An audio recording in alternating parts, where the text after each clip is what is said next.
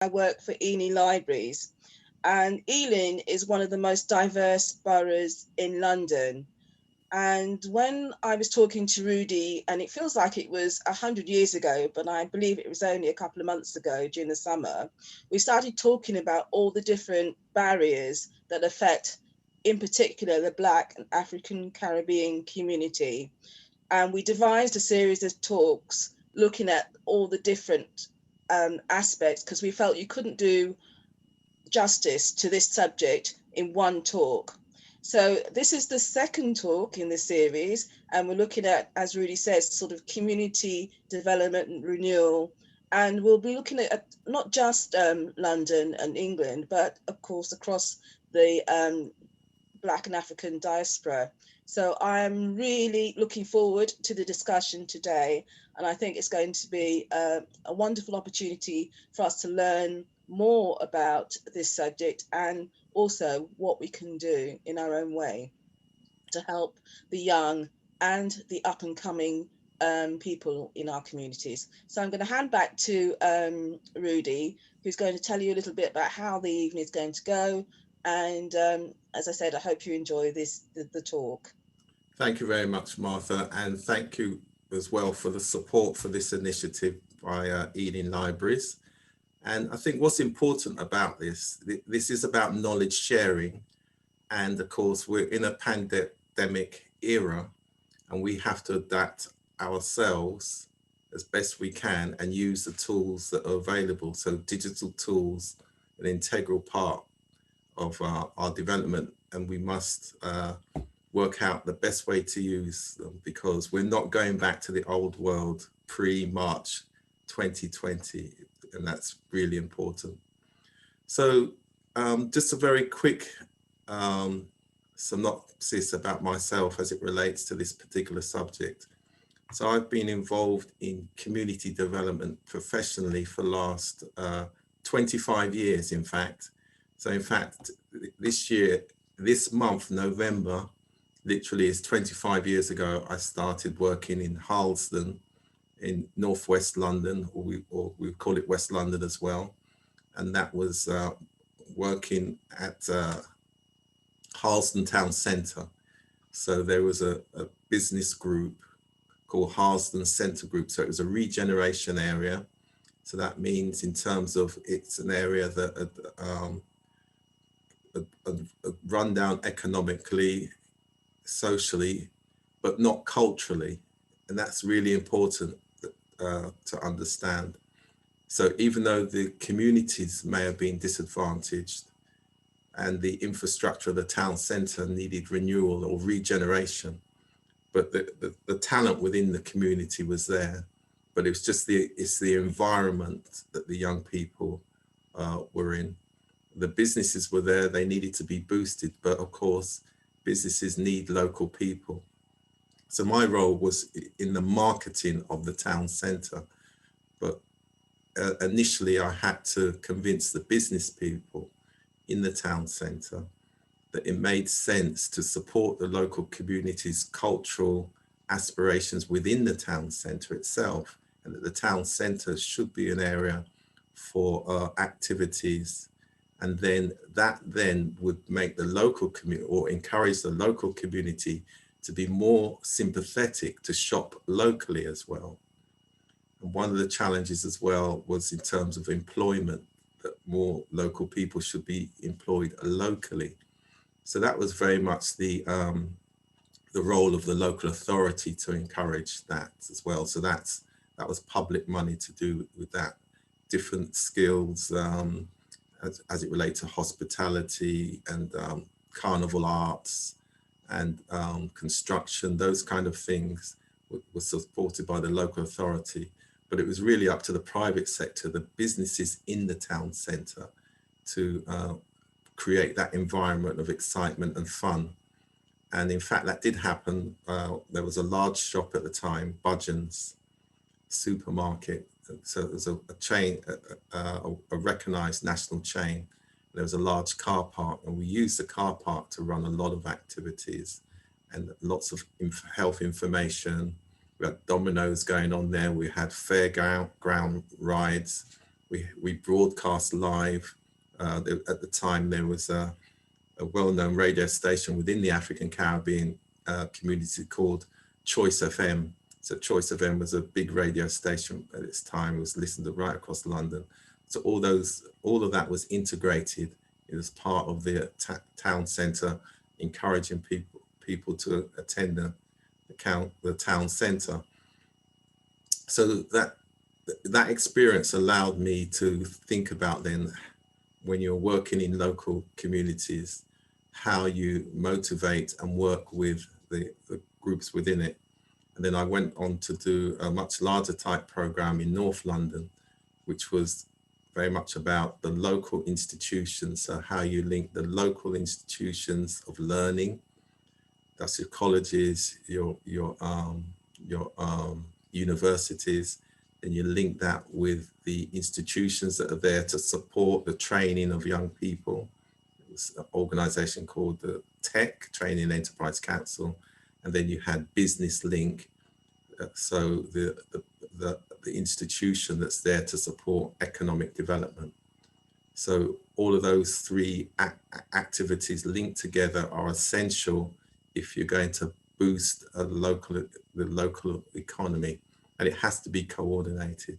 So out of that framework, I then fast forward to now 2020. So in the last 3 or 4 years, I've developed a simple framework which now brings us to where we are now. So the framework, quite simply, so what we talk about, it's about we have to create a 21st century leadership skills legacy to inspire inclusive, peaceful, caring, and enterprising clusters within neighborhoods for youth development, community economic well-being, digital innovation, and civic participation. So that's the framework from which everything works from. So the implementation of the programs and activities come from that basic framework. So going back to where I mentioned 21st century skills, and what we mean by that 21st century skills, there are a number of elements. So we use collaboration, communication, creativity, critical thinking, and we've now added hospitality and social skills, life skills, and of course, entrepreneurship. And that is also about lifelong learning. So it's not about your age now, it's lifelong learning.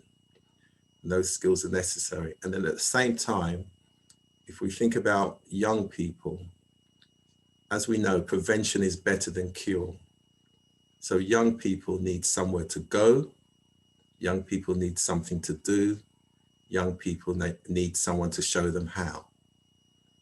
So when we talk about leadership, we always recognize those who serve, then lead. So we focus very much on servant leadership. And then the mentoring of young people is essential. We've still got some more work to do, but in there also is about succession planning, which is essential. And this current period that we're in terms of the pandemic has really showed that to us, particularly the African Caribbean communities here in the UK, because the succession planning is essential. And also, the term we use as well when you're working in local communities, something adapted, we use it in health as well. We talk about all voices must be heard, which is essential. So saying no, yeah.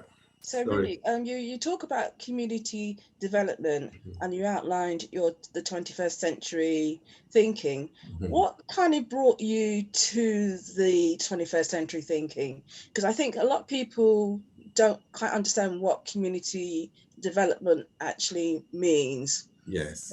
They hear about things, you've had an event in the park or something like that, and they don't actually understand what that event is doing for the community. Could you kind of elaborate a little bit more about what community development is and why you picked on the things that you did? Right, and that's a very good point, because obviously we're working to a system and a management system, and you're right, because a lot of the time the communities are not always involved in making the decisions which are designed for their cultural health, cultural well-being, their economic well-being. And so you're right, that's why the term all voices must be heard, and the communities actually being involved in those activities within their neighborhoods, within their local communities, is essential. But the point you make is a good one, because the majority of our communities are not involved. So they may attend the events, but they're not involved in the facilitation, the management, and the leadership. And that's one of the challenges that we have. We have to think about how to improve that. So we're actually, from our generation now, we're looking back to, and we can see where the community hasn't been involved. And you're right, and haven't really understood what community development is. And that might be a generational issue as well, given that we're only 2 generations old or so within this country. The reality is that Caribbean communities are only 2 or 3 generations old in terms of their experience of how you lead, manage, organize, facilitate, and how you provide services for your own community. Because by and large, Caribbean community,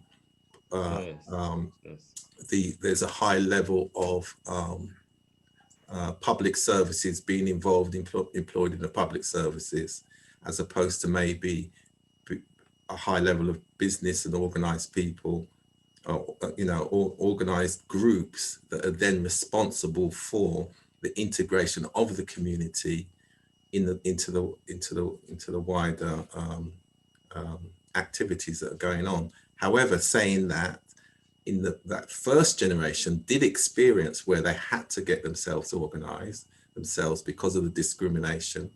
So that related to housing, the partner system, as we know, it related to jobs. There was lots of businesses, and related to education, having to do a lot of night school and things like that. But at the end of the day, the aim was to be integrated into the wider society. So you had a lot more of the community really providing public service. So employed in the public services. So it is a conundrum. And then there isn't a high level of volunteering as well. So what you'll find is that the people who do volunteer in the community and do understand the importance of it, it's actually a small amount of people who do it, but a larger group of people do benefit from it, but don't understand how it's got there. And some of those examples you're going to hear tonight from individuals who have actually done that. So that's part of the challenges that the Caribbean community has here in the UK, which obviously is a generational. And just lastly on that point, and I touched on the succession planning.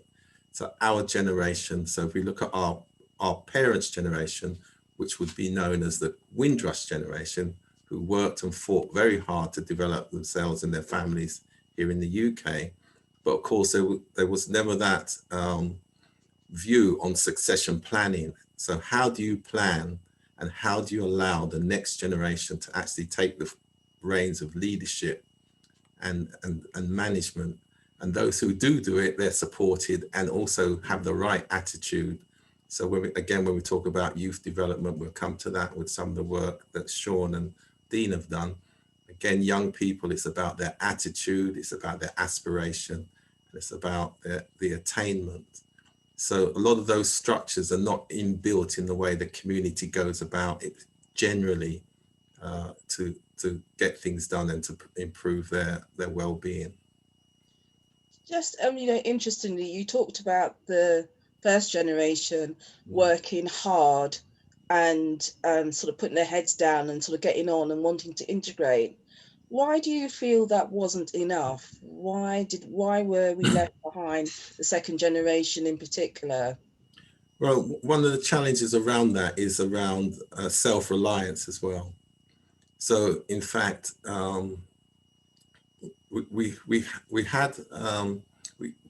we had a lot of businesses in terms of those who started, particularly in areas where, you know, the hair, the barbering, the personal services, but there was not a lot of businesses outside of the community itself.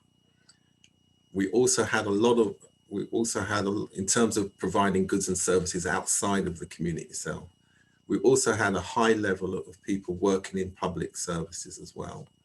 And then the community organizations, so there was quite a large, you know, clubs and community centers.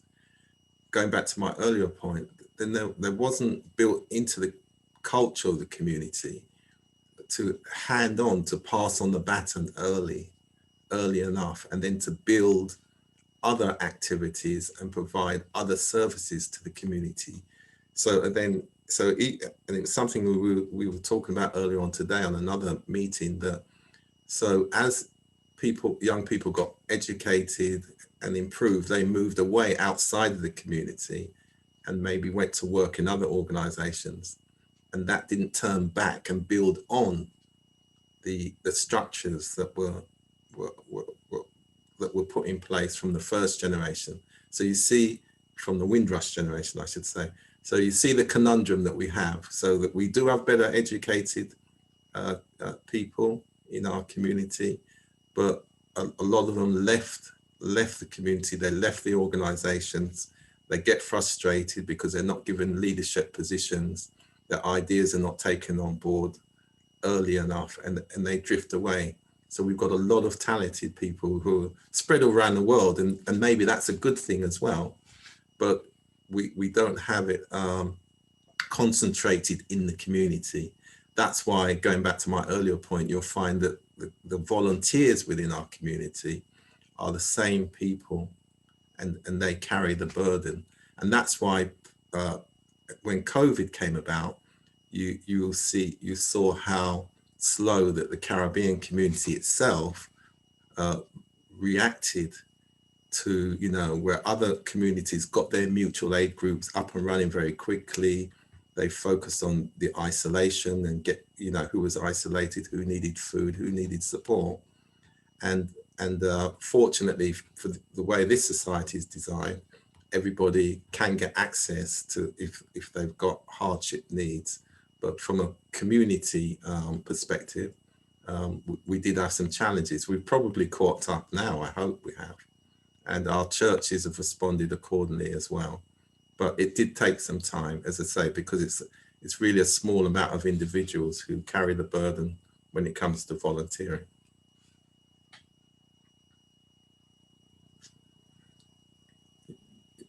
You're back? Sorry. Yeah. Right. Well, thank you for that. Also, why do you think then that now we can sort of work with the community? What's going to be the difference? I mean, you talked about your 21st century.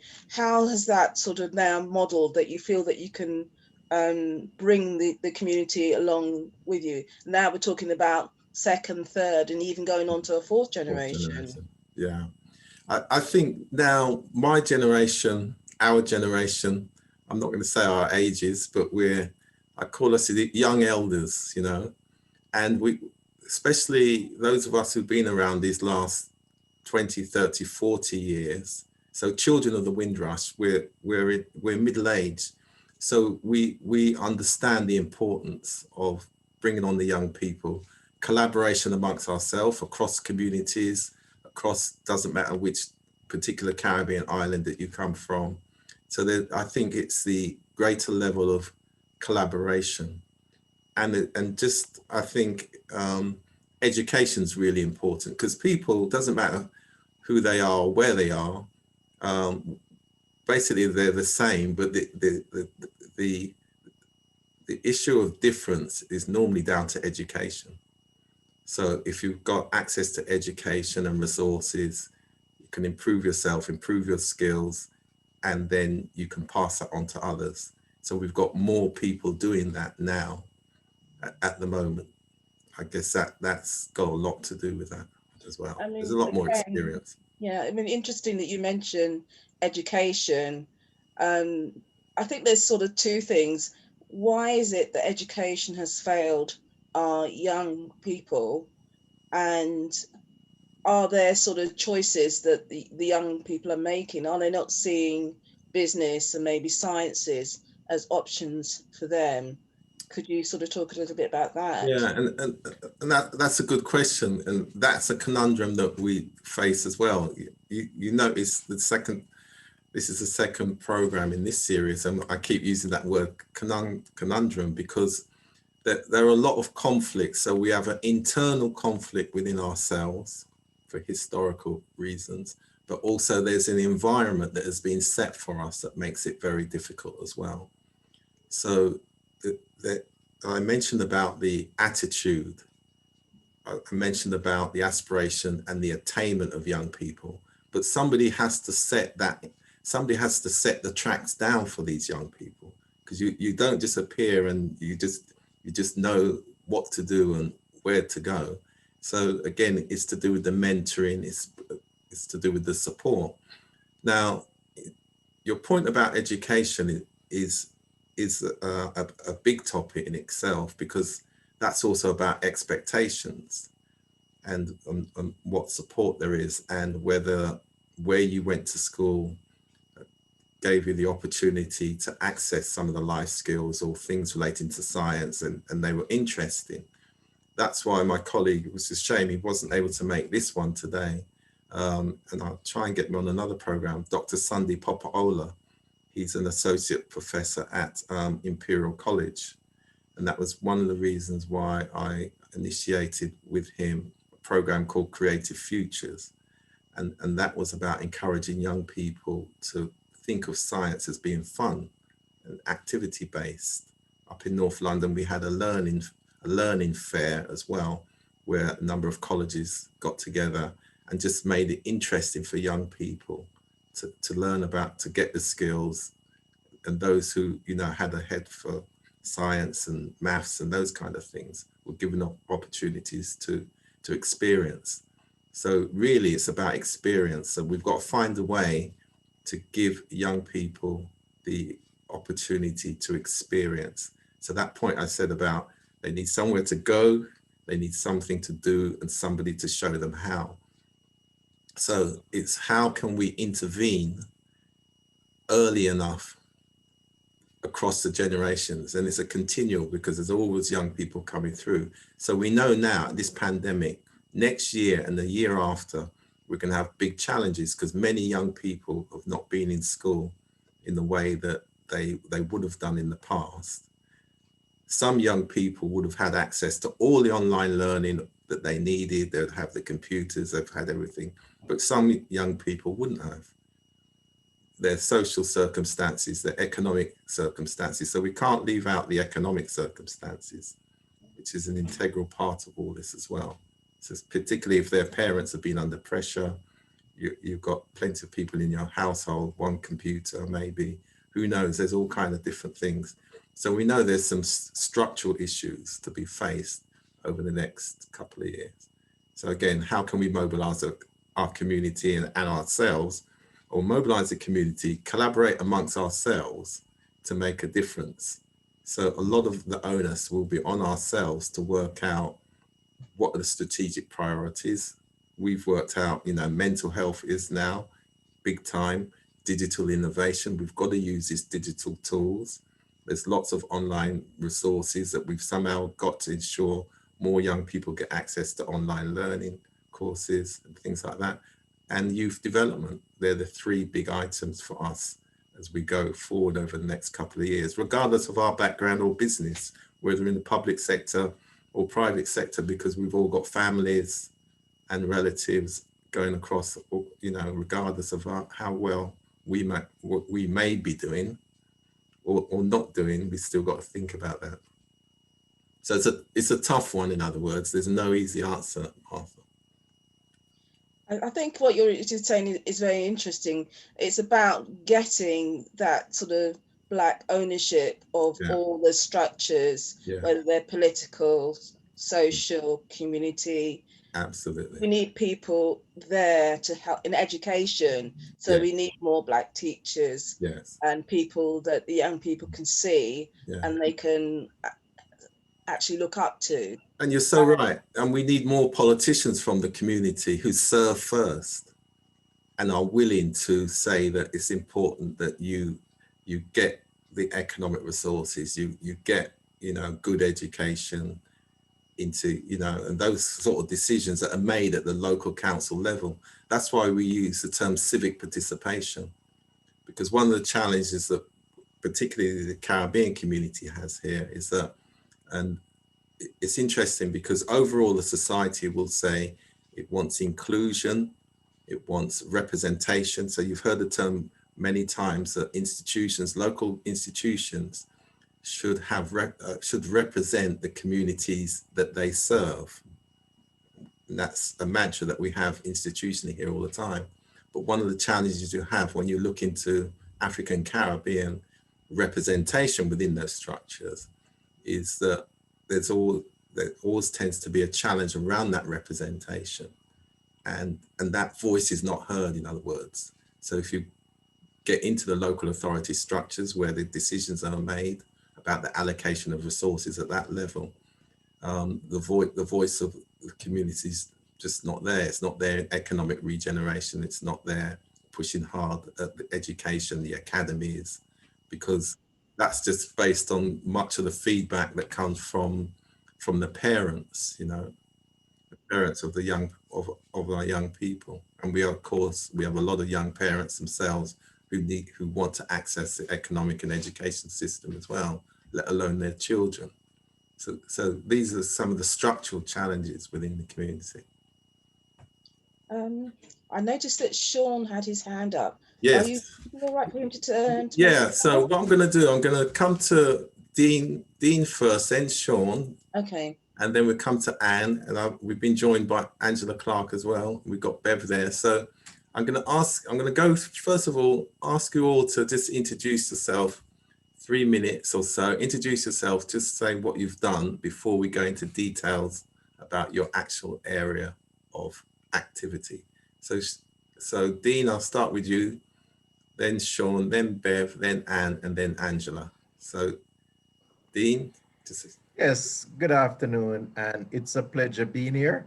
I am a Scout leader. I've represented Jamaica for over the past 30 years as Scout ambassador. I now reside in Connecticut.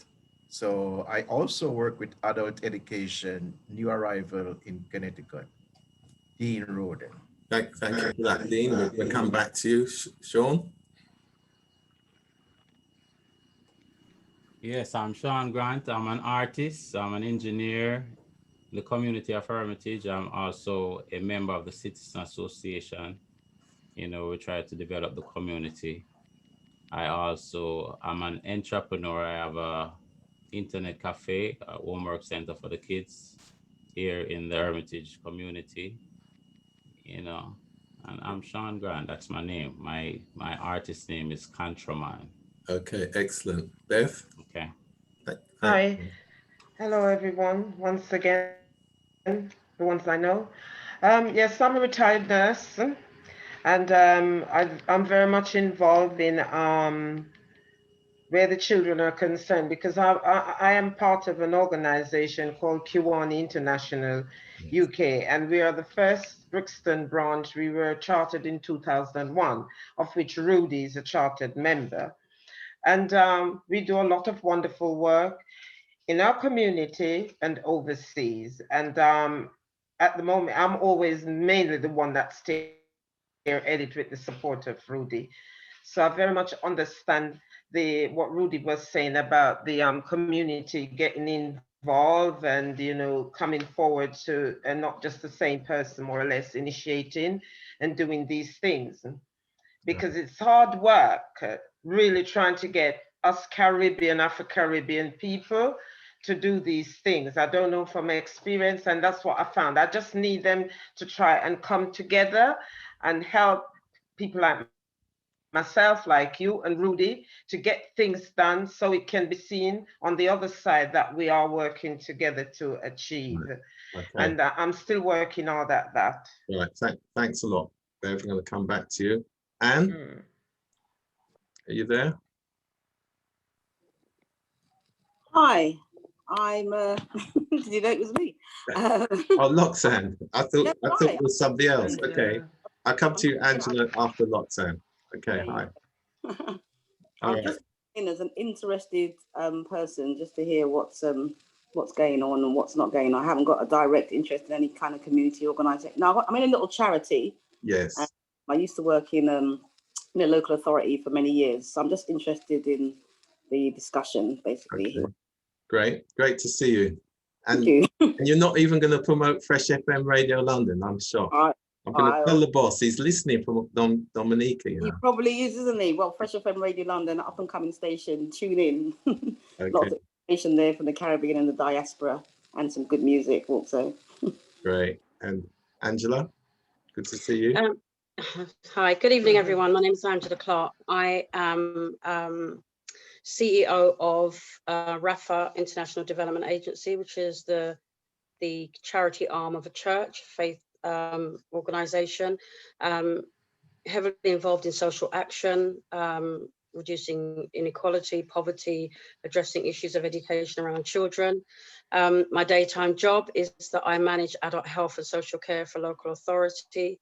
I'm a qualified psychologist and psychotherapist for over 25 years now. And yeah, I'm on because I'm just really interested in breaking down barriers and seeing how we can collaborate more. I kind of echo what Bev has just said, really, with regards to us working together. Great. Okay. So what we're going to do now, we're going to give you, I'm going to time you all now. You've got 7 minutes each. 7 minutes. And if you go over 7, I'm going to mute you. Okay. So Dean, start with you. You've got your 7 minutes. Okay. My name is Dean Roden, and I'm from the community of Hermitage.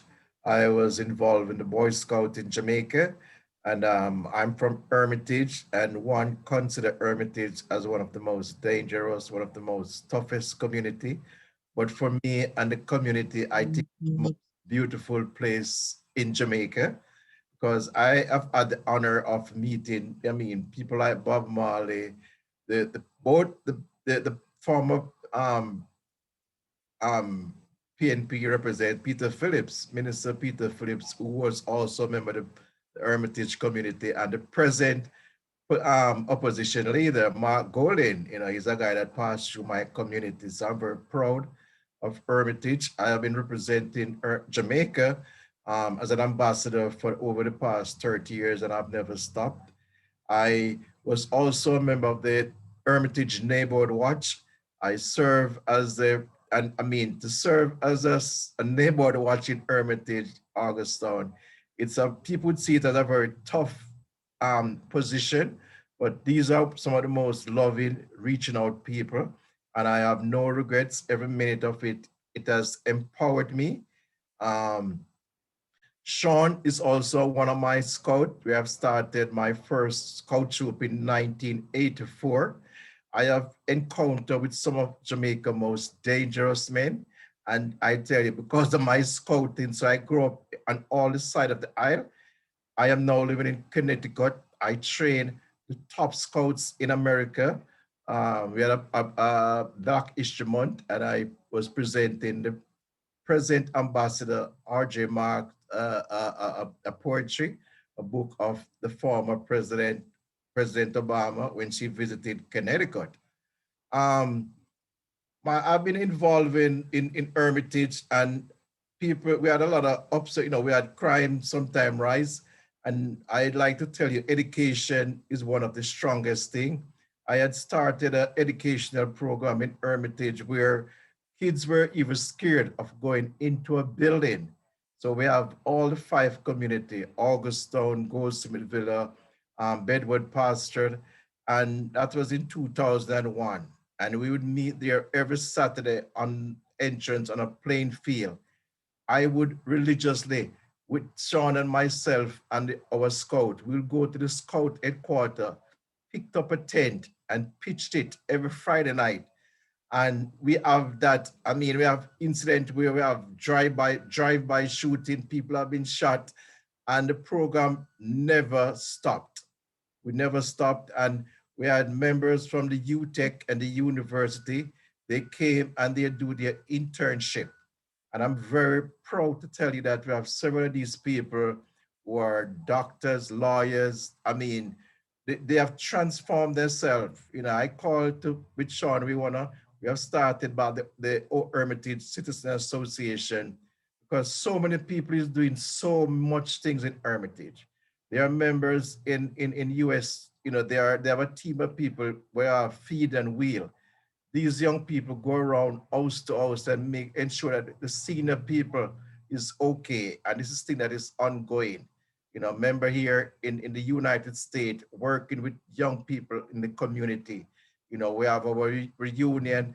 There's so many things that Hermitage try to highlight. And the painful part about it, it's the negativeness that sometimes portray in the media. You know, like for example, Sizzler Kalonji, he has his ups and his downs. But I work with Sizzler, and Sizzler has contributed over 200,000 in promoting education. I remember there was a boy day in Augustown school, and Sizzler went there and gave the principal $40,000 cash. The media was there to promote education, to build something, and it was not recorded. You know, and there are several other things that the community has done on a positive note, but we know negativeness always try to override all the good that we're doing.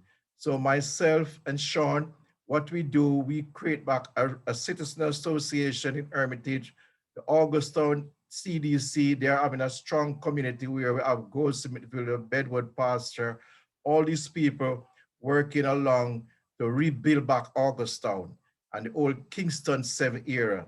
And what I did, I'm also a part of the global diaspora, and I create a Hermitage, a Kingston 7 diaspora here in Connecticut. So we have member from Connecticut, New York, who is from Hermitage, and then we're gonna spread out to the wider Hermitage community. So I'm very, very proud. There's so much in a nutshell to say. I'm also, since I came here 2009, you know, in Connecticut, where you talk about Boy Scout, people said, you know, especially Jamaican Black family, don't want to be a part of the Boy Scout. Yeah. And I can tell you, I grew up in the toughest part of Kingston, you know, where nothing can frighten me again. And I have a meeting where some of the most dangerous men come to me and say, listen to me, if you weren't doing so many good things for the community, you know, and scouting has transformed me, has made me. When I came to Connecticut, I started a Boy Scout group, 2009.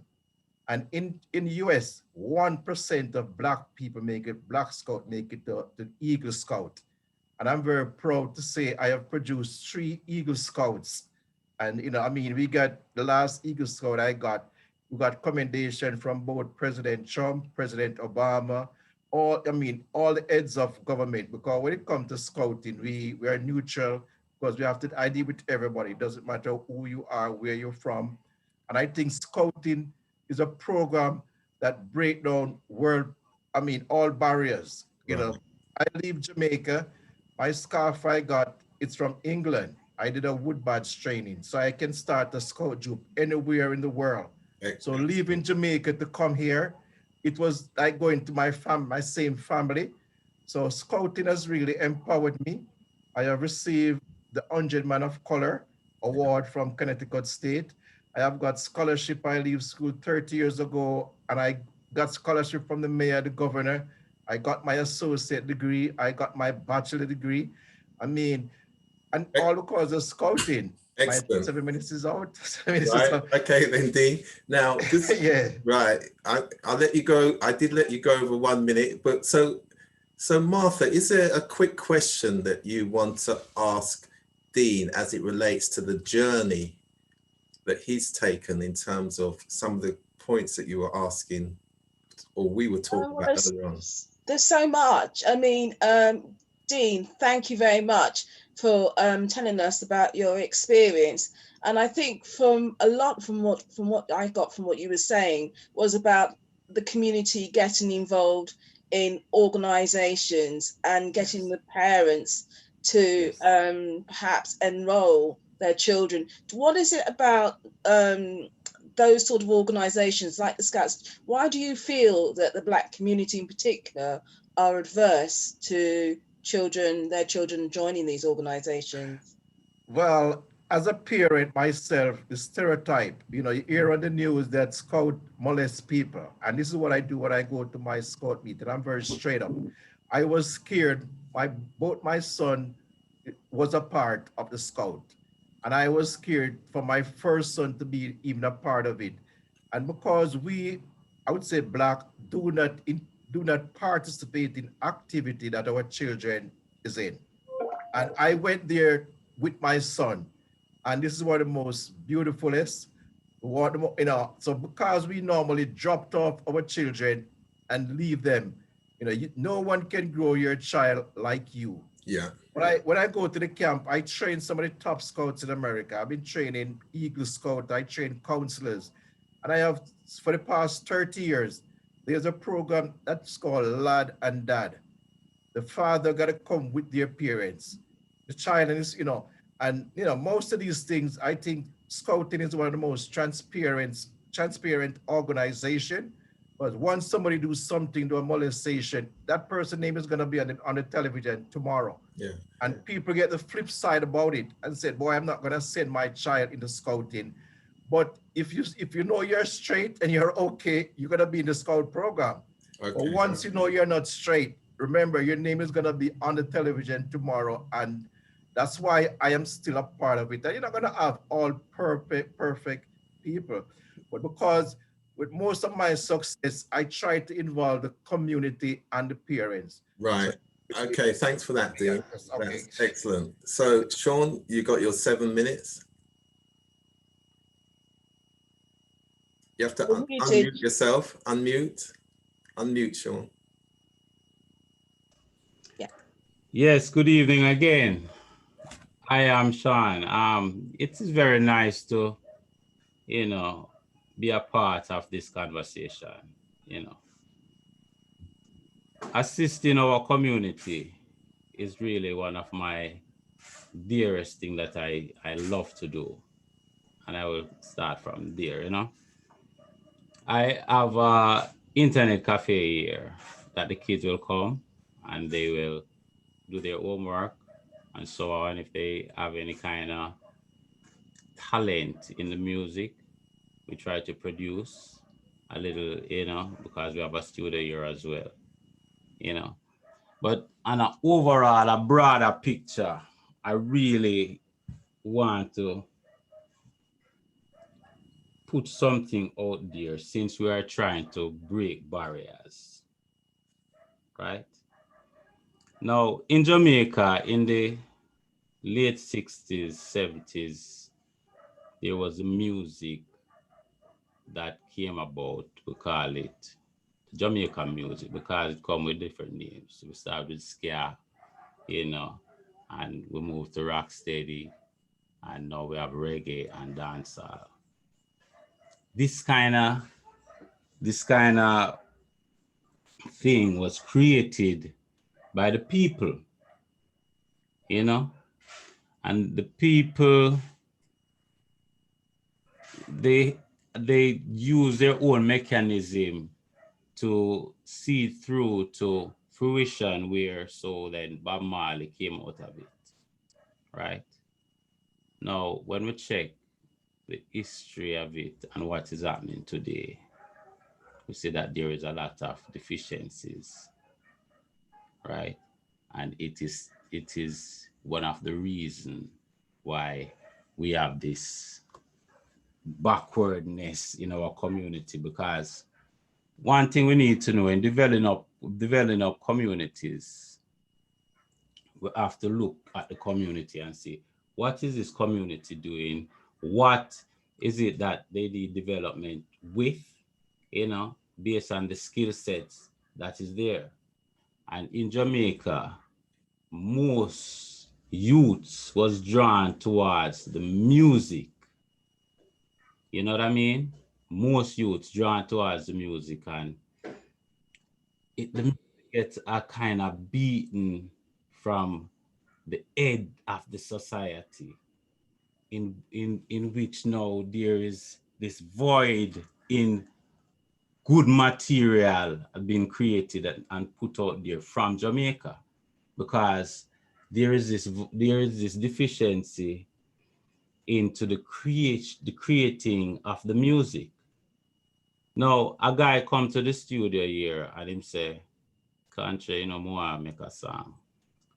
And some play a song, play a rhythm, and he start trying to sing on it. But in so doing, he was off key. I remember when I was going to school, in primary school in Augustown, there was a teacher by the name of Mr. Barif. He came there to teach music. And all of the students in his class learned some instrument, one or the other, to play. And if we have that again in our schools, it will be a turning point for the creativity that we can now accomplish from such.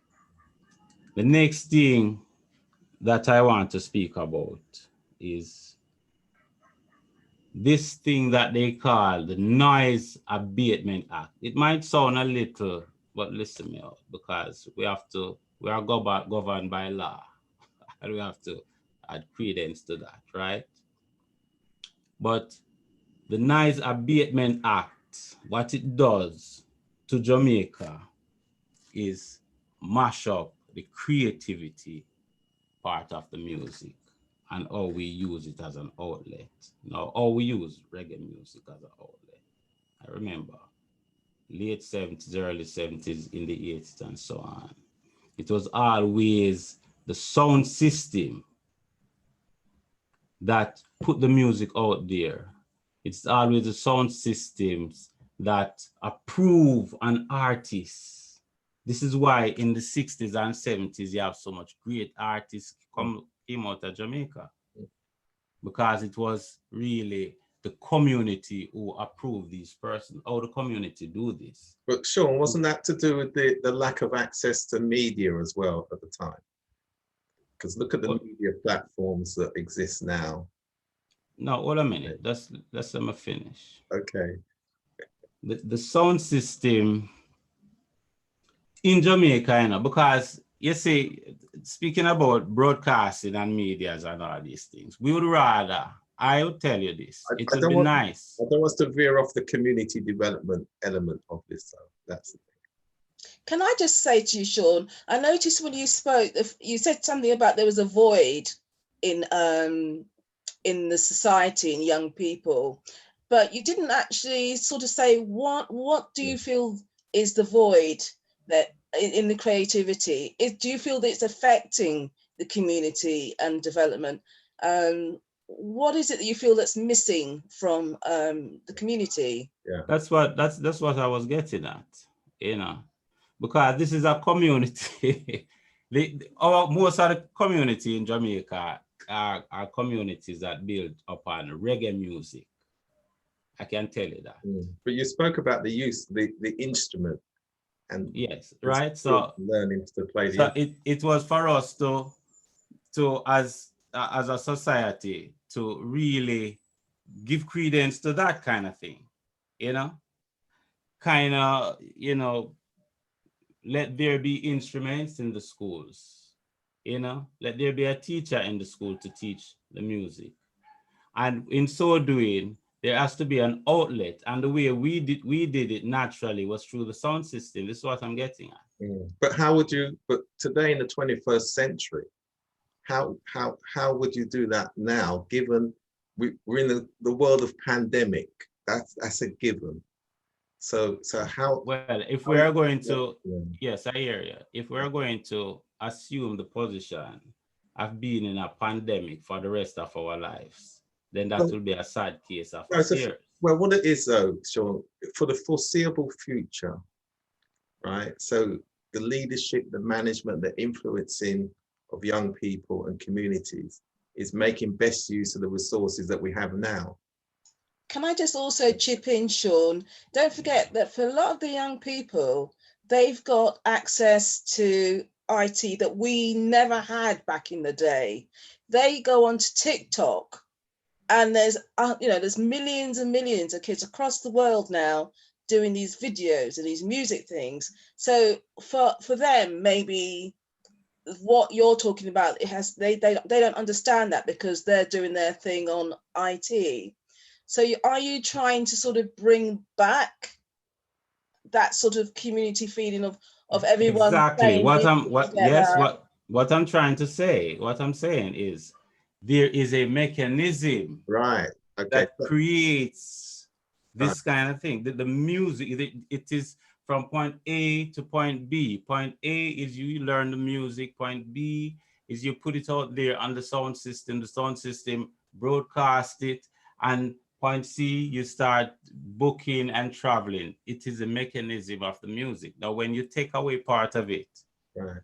So but we have to replace it with something. So in other words, I would really love for some areas for development. Yeah. We're speaking about breaking barriers. For development in our community, I believe that it would be nice to relax that noise abatement act so persons can continue to develop on that kind of thing. So we will have more quality music coming out of Jamaica, and more quality artists in that regard. Okay, I understand your perspective on that. Yeah. There's no other way. There's no other way to do it. It is the melting pot of the music, the reggae music, and there has to be a way that it started, and it is like a factory, right? But given this way and manufactured this way, right? But you know that old saying. Continue. That old saying, "We are where we are." Right. I'm going to come to you, Dean. We are where we are, as it relates to, and the young people, as Martha suggested, this is where they are now, right? Regardless of what went before, this is and this is what we have to work out. We as leaders, Rudi, we have to always remember that in so leading, it doesn't mean that we have to lead ourselves into a change all the time if the change is not good for us. Right. Okay. Hold you know what I mean? Hold that thought, Sean. Let me go to Dean. Okay. Yes. Quickly like to say, I don't know if the same thing, Sean, would agree with me. What happened in Jamaica is that the sound system have to close down their sound by 2 o'clock. And what Sean is saying, that the music or the DJ don't get the opportunity to play his music after 2 o'clock. My recommendation, like in the United States, we have a tendency of want to go to party 12 o'clock and 1 o'clock. If the young people want to get their music heard, because you have to consider about the senior, because I'm in between senior and junior. And this is a suggestion. What you do is encourage the young people to start the party at 7 o'clock and go there, because we have to be considerate of both the senior, and that is why you have the law about the Noise Amendment Act, because some people cannot sleep. They can't sleep once music is playing. And we're accustomed of going to party 2 o'clock, 1 o'clock, and then we feel. But what we need to do is to encourage young people to start going to the party from 6 o'clock so that their music can be played, can be heard up until 10 o'clock. I don't know if that's a good suggestion. And it's not just about music. Yeah, I don't want. There's other things too bogged down. Let's take. Yeah, there's other things. Well, a minute there. Yeah, let's take the principle. There are other. Let's take the principle. Still, on this forum, it's about how do we overcome the barriers. So that's why I'm focusing on the reality of what we face. So there's laws, there's legislations, there's policies, there's institutions, there's people there to enforce those. However, we have to make best use of the resources that we have. That's about the community development. How do we get the participation?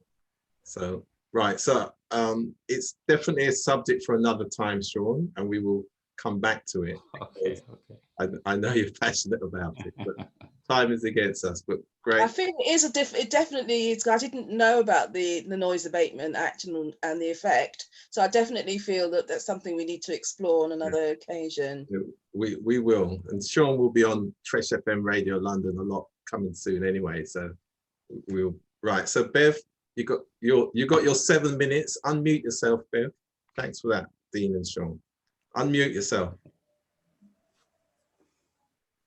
I just want to ask Sean a question. Yeah. As Martha says, I wasn't aware of that music. Is it here in the UK or in Jamaica you're talking? Jamaica.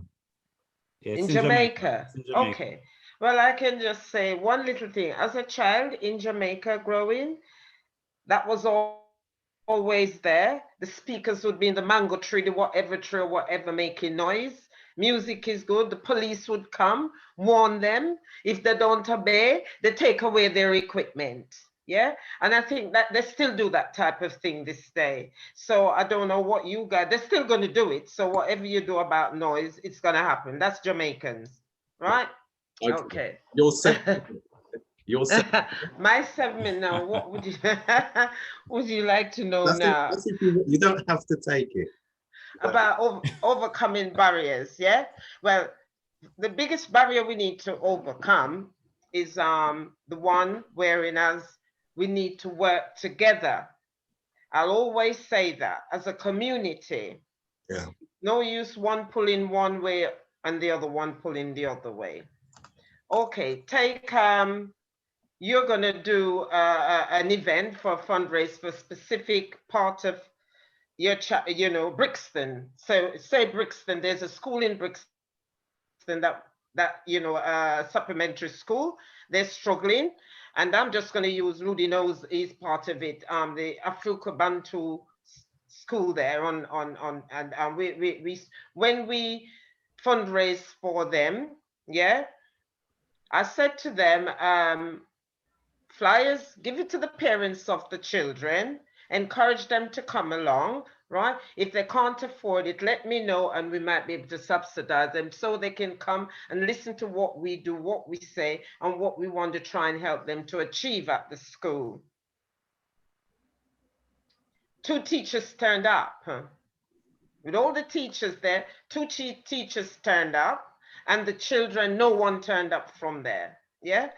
So, but they're willing to accept what you've got to contribute. So it's very difficult to bring someone in from that area because we've asked for someone from the school or from the community to join us and discuss things that we might be able to support them with. It's very difficult. It's very, very difficult. The communication breakdown. Yeah, communication is very lacking. Yeah, we need to understand each other. We need to have a bit more discipline for ourselves. The children, on the whole, they've got this thing in a way. A lot of them is lack of that respect and discipline for the elders. This thing about oh, I'm going to call the social services. They do. I've come across parents whose children have told them, you can't do anything to me, you can't punish me, you can't do anything, I'm going to call the social services. That's the author's gone through the gate now, so it's going to be very hard to get him back in. So it's a big, big, big task. We had again the blood drive, pass the baton, one blood, one life, one blood saves life, which Rudi drew me into. And at the time I was still working and I found it very interesting and I took it on board. I was one of the first ambassador to go around the country, Birmingham, Bristol, to interview potential ambassador. We had events where we had to get forms filled. It was hard work. You stood there forever trying to explain to your own color the reason why they need to do this. If you can give me a reason where you want to be exempt, and some of the excuses were very poor. This is something you explain to them. It's for your benefit, especially we're a nation of sickle cell and lupus. It is important. No, no, no.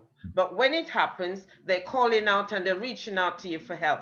Those are the things, and the discrimination against each other too, in whatever we do. In the schools, the kids are not taught. We've got to bend a tree when it's young, and we've got to teach them to love and care and be kind to each other, communicate with each other. No one is saying turn the other cheek.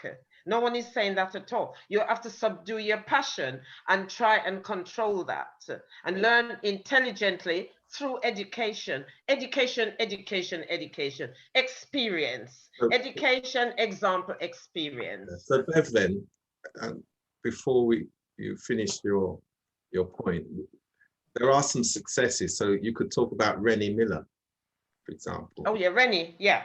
So let's talk about where our community, we do intervene and we do get some success.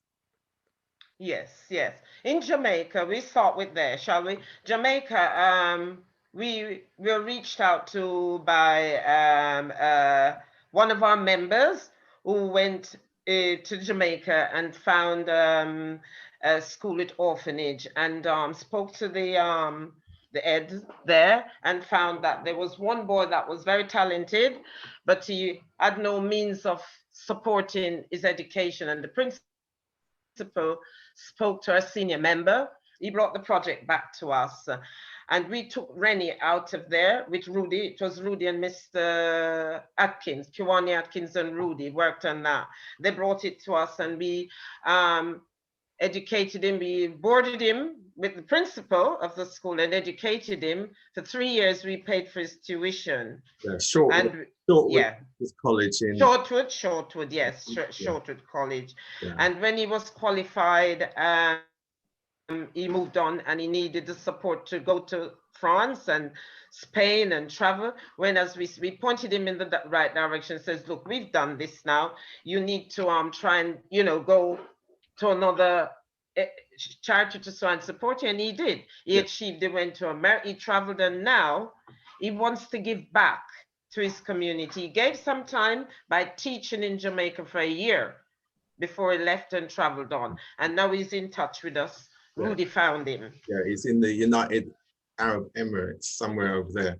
But that's the most important thing in terms of a community development and intervention, a young man with talent, didn't have the means, through a charity, Kiwani's Brixton, which is the collective effort of all of us, fundraising, supported him all the way through his college education on the basis that this is a young man in Jamaica, but not only that, when he's qualified, he's going to give back to the society before he finds his way in the world. I think it was St. Anne's High School, or St. Anne High School in where he was for a number of years.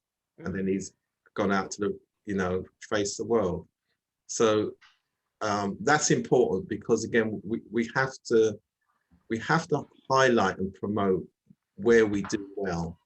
We know what the problems are in our community. But I think it gives people hope. Yeah. And demonstrate where we do intervene, selflessly help others, so that they can get themselves and come back and help others just like themselves. Yeah. I also. It's a good example of that. Yeah. Go on, Sean. Yeah. Oh yes, I agree with you 100%. I also did in 2013 there was this void in our community for peace and unity. There was a problem, and I mean it was before that, from about 2009 and so on. We had a little problem in our community. And, we kind of, came up to 2013 that we decided that we are going to do something to amalgamate the diaspora, the Hermitage diaspora, with the community to kind of break down some bridges. You know what I mean? And it worked out very well. We did it We did it, we call it the Hermitage Reunion at the time. Okay. And we had 10 days of activities for the diaspora, so persons who came down and that in that time, and have 10 days of activities. Right. Things like senior citizen dinner, prayer meetings, beach trips with the senior citizens. You know, at one point we wanted to take them to the mineral bath.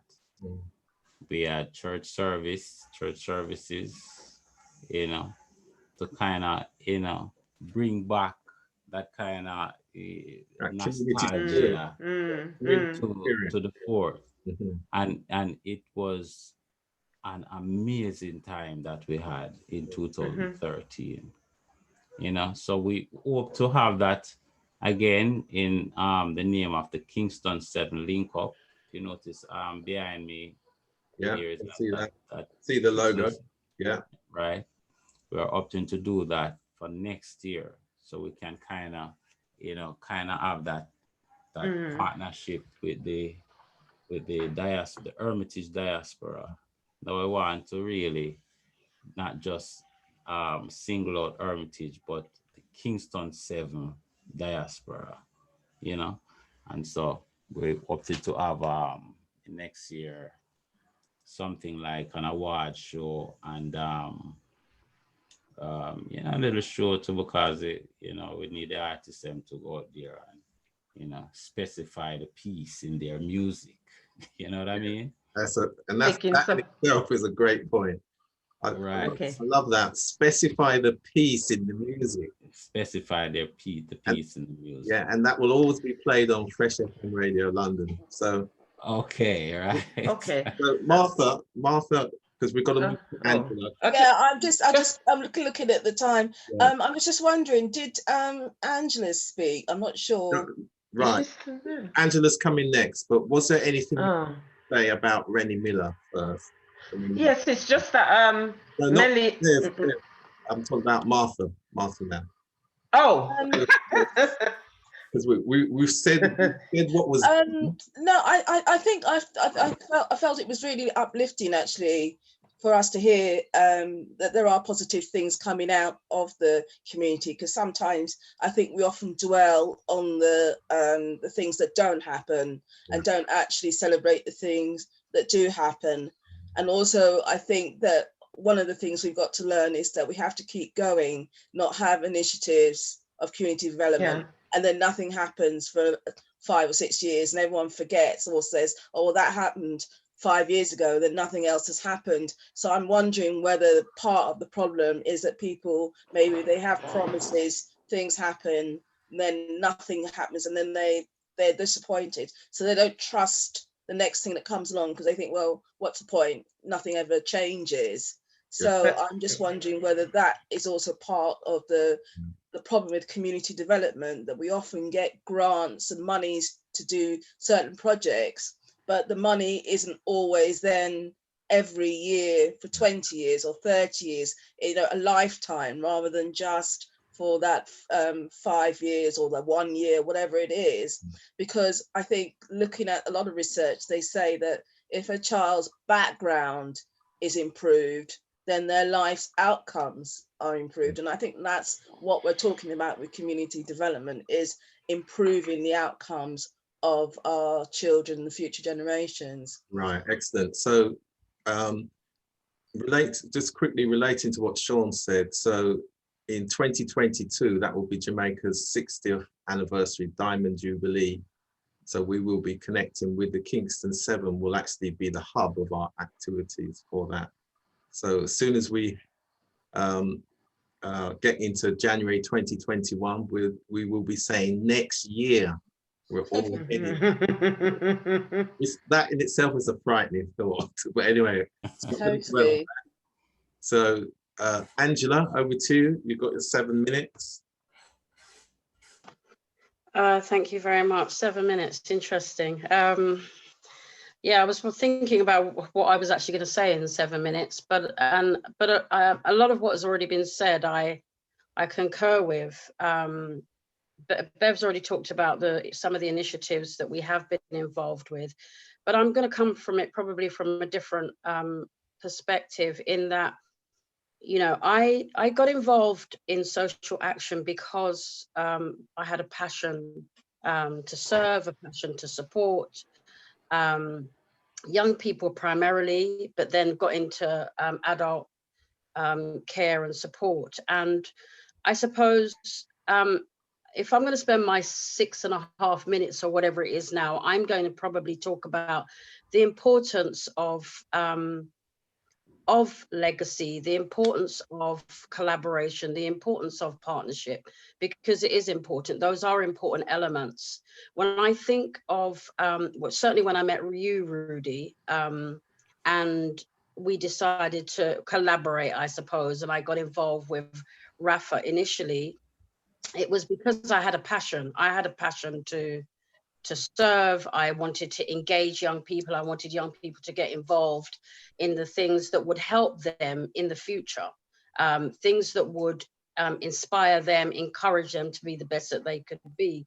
So all of the different projects that we did get involved with, you know, even from when I think about things like the National Cancer Action Trust, when I think about, as Bev has already said, the passing the baton, the intergenerational things that we did teaching young people just to play dominoes and engage in things. And, you know, and then the NHS, and Bev's talked about the NHS work, you know, with regards to blood, you know, blood donations. And yes, yeah, we did have to stand outside shops and we did have to go out in the cold and do things. But, you know, there were actually a team of young people who were willing to assist and come and support us and do all of those things.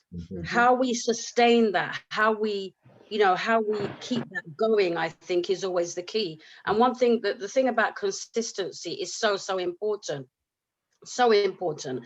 And, you know, that's why I think Rafa as an organization or as a charity has managed to keep going, because it hasn't depended on funding. It hasn't relied on funding. It has been driven by a passion, the passion to break down these barriers that we're talking about. We want to collaborate. We don't want to duplicate or triplicate whatever is already happening. We want young people to understand that actually they need to understand their heritage. They need to take some level of responsibility, but they don't know the skills. So, you know, we teach them the skills. We teach them about the fact that actually you may be okay in the UK, but actually in Jamaica right now, there's a flood going on and there are people affected. And what are we going to do right near here, right now, to help our brothers and our sisters who are in another country, you know, to stop that, that kind of selfish attitude and I'm all right, Jack attitude, and actually to say that, you know, social action is about us taking responsibility, one, for our community and where we live, but also recognizing that there are other people who are less fortunate than us, who are disadvantaged, and we have a humanitarian responsibility to do something about it. Let me not even start talking about the kind of spiritual aspect that I am heavily connected to. You know, we do have a moral, a spiritual responsibility to, you know, to support, you know, people and to engage communities, to raise awareness about things that are going to affect people. So all of the things that we have engaged with Rafa, for example, with regards to this whole, even the Windrush situation, you know, and actually recognizing that, yes, you know, we have been wronged, you know, we have been wronged. And how do we then teach the next generation about this and what they can do about it? Right now, what I'm trying to do is to teach the young people, well, look, okay, you know, our foreparents, yes, they have been wrong. You know, people have been really disadvantaged by this, but what can you do now to help them get what's rightfully theirs? And I don't care how much the compensation is. It could be £3,000, it could be £300. Let them get help to actually get what's theirs. We can complain about all of the other things later, but let's help them to get it done, as opposed to getting nothing and sitting down and not benefiting. You know, the mobile blood units, Rudi, that you know, you helped to get to Jamaica.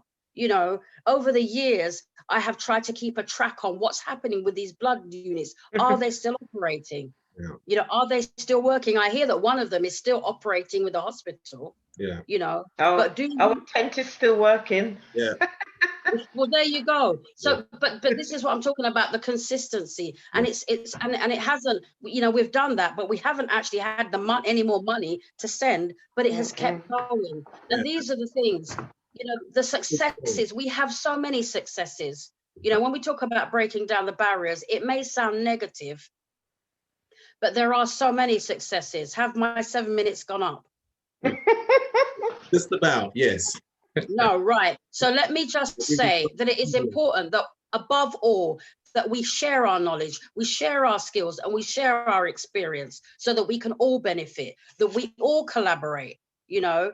You know, yes, we've got COVID-19, we have these situations, we have had to adapt, we have been forced to adapt, you know, so how we bring people along with us is important. We can't do it in isolation. We have to come together. It is important. And, you know, something that was said earlier about improving understanding, improving communications between people, even if we have differences of opinion, you know, breaking down barriers is about actually just addressing those issues. So, yeah, if my 7 minutes are up, it's up now. I am just going to finally say that what I will say is that every young, you know, the majority of the young people that have been involved in the projects that RAFA has engaged itself with have actually been successful adults today. Exactly. You know, by far the majority. So there is something about that passing the baton legacy. Yes. There's something about inspiring, peaceful, caring, and enterprising neighborhoods that we cannot forget. So I'm done. Thank you. Okay. Thank you very much. That was absolutely fantastic. Angela, I'm on a quick to pick up on some of the things that you were just saying. What we haven't mentioned actually is all the protests and things that happened over the summer with a lot of our young Black and African Caribbean youngsters going out on the streets and protesting. And I was absolutely amazed by how many actually got out of their houses and during the pandemic to protest. So how can we harness that feeling and that because a lot of those young people are probably not volunteering and not doing some of the things that we want them to do in the community, but yet they felt it was important to go out and protest. So how do we then take them and say, look, actually there's things you can be doing now as well, not just protesting?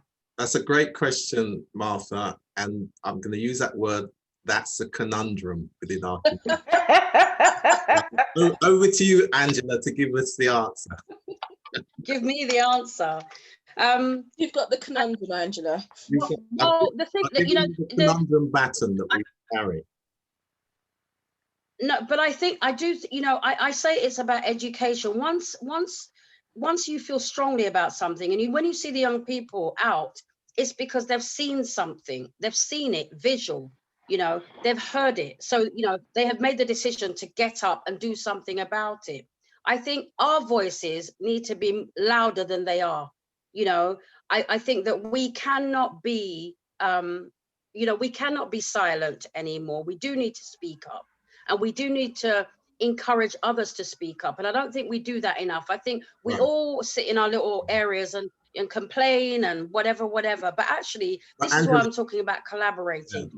Martha's point was, you touched on the word collaboration. How do we now translate that feeling and those attitudes to collaborate for the good of ourselves? Because as Martha said, many of them don't volunteer, they don't support activities within their own communities and neighborhoods. So again, the conundrum is that we've got to find a way to connect that enthusiasm from that summer of protest. Got to raise awareness about it first, Rudi. They need to know about it first. Exactly. So you do that with programs, organized programs. So we're back to young people need somewhere to go, something to do, someone to show them how, and it's about engagement, communication. And we've got to be creative. Yeah. And on that note, I'll end there and over to Martha to close the show. Well, I'm really sorry we have to close. Once again, what a wonderful, fascinating discussion. I'm absolutely almost speechless. Thank you to all our contributors, to our Jamaican friends across the water, Sean and Dean in Connecticut, and of course Angela and Beverly and Anne. I know we didn't, so we saw you only for a little bit. I hope that you enjoyed the discussion as well, and that you were I think I'm enthused and excited and want to do more. Rudi, thank you again for putting this talk together. I feel that it has been so successful. I'm now looking forward to the third in our so program. Same time next week, we'll be talking about the Caribbean Commonwealth diaspora, the role of the diaspora as we head towards 2022, with the Commonwealth Games being staged here in the UK. And again, how we as the Caribbean Commonwealth, the Caribbean diaspora, have we started to think about it? Are we planning? Are we organizing? Are we going to be involved? Are we providing services? Are we connecting to all the other countries that are in the Commonwealth, that diversity? Are we inclusive? You know, what are we doing for 2022? And I think, part of the discussion is going to be whether the young people even know what the Commonwealth is. Absolutely. So, that's shared heritage. Yeah. Whether we like it or not, we have a shared heritage across the Commonwealth. Again, can we translate that into improving ourselves, improving our lives, our mental well-being, our economic well-being? What are we going to do? So that's going to be a big discussion next week, Martha, which is our grand finale. So we might have to go to 2 hours. I mean, we've gone to 1.5 hours on this one. So I know, and I still don't want to finish, but we do. I think our evening meals are calling, or afternoon tea in Jamaica, and I wish you all well. I hope everything is that we do, that the flood, of course, in Jamaica. We are thinking of you. Sorry we didn't mention it. Thank you. But as Andrew said, we need to, anything that we can do, we will obviously try. I'm sure Dean and Sean will be back next week on next week's panel. Yeah. Angela will be back, and Beverly. So yeah, we'll have a big discussion, and I'll give you 9 minutes each. Yes, Sean. 9 minutes. There's a lot to be said about Jamaica and what we do there. Yeah. Yes, definitely, because and here too. Yes. Yes, we have been a little silent on a lot of stuff that we can, actually solve by ourselves. Exactly. That's a great point. I should add as well, Angela mentioned about the mobile blood collection units. Yeah. So it was actually 4 facilitated to the Caribbean. So Antigua and Barbuda. There was a point, there was a time I was thinking about, there's a clinic that the community serves. I know we're at the end of the program. And there was a time I was thinking about getting equipment for that clinic. So when we go there with that simple call, we could be checked thoroughly for everything. Yeah. You know what I mean? Yeah. So these kind of barriers, I think we can explore on that next week. And we can talk about that next week, because don't start me with that one, yeah? That's right up there. Right, because they me thief the ambulance out there that was fully equipped, yeah? Okay. I'm sorry. They thief the ambulance. I wonder who could do something like that. Yeah, oh the fully equipped ambulance and thief it and sell all the equipment in there. Thank you. Oh, right? Good. Positive note. Let's keep it positive for Rudi. Okay. Very nice.